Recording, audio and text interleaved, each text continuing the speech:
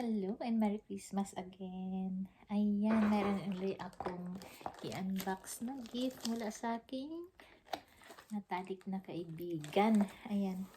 So, share lang natin. Para naman may pang ano tayo sa boss natin. Pang-upload ba. Ayan, kamusta naman ang Pasko niyo dyan? Dito simple lang at saka trabaho kasi ako kaya wala ako sa bahay. Pero ganun talaga, minsan, hindi pwedeng hindian yung trabaho dahil obligasyon. Kaya, naka-duty tayo ng gabi ng Pasko. Ito, buksan natin. Wow, bigat naman ito. Pampaganda naman to. Gaganda tayong mga, ano nito. Nice.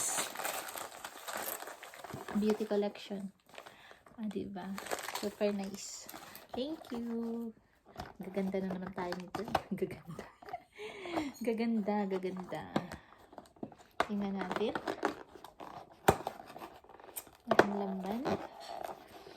Ang bango. Dito, ang mga abobot, ang babango nila. Pero pagdali mo sa Pilipinas, nawawala ang amoy. Siguro dahil sa weather condition.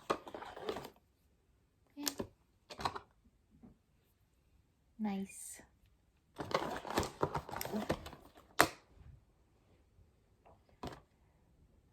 So, very good. Ayan. So, ito yung mga simpleng regalo na nare-receive natin. Ito. Ayan. Saka meron akong kaibigan na nagbigay din ng ganito. Kasi alam mo naman dito sa amin malamig, di ba? So, yan. Medyas na handmade talaga. So, ito yung tanggap ko this year. Thank you so much. Ano itong isang napaka-sweet. Napaka-sweet nang nabigay nito. And, diba? Napaka-simple. Simple lang naman.